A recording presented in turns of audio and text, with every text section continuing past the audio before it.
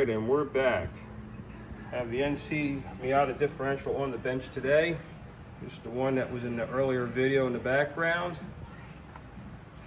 And as you can see, it's been restored.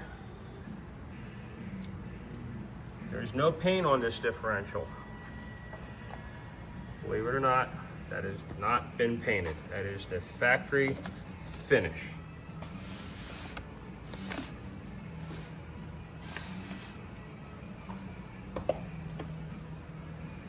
I re-up the assembly line marks on it. That's about it. This is your input flange, restored. Looks great.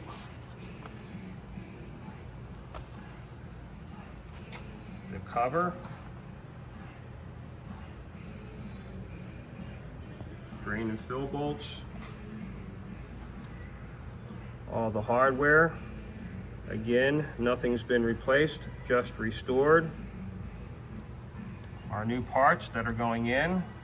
This is going to get a 477 ring and pinion ratio, and that's going to take some PuddyMod trickery to do, and we'll get into that into the next segment of this video.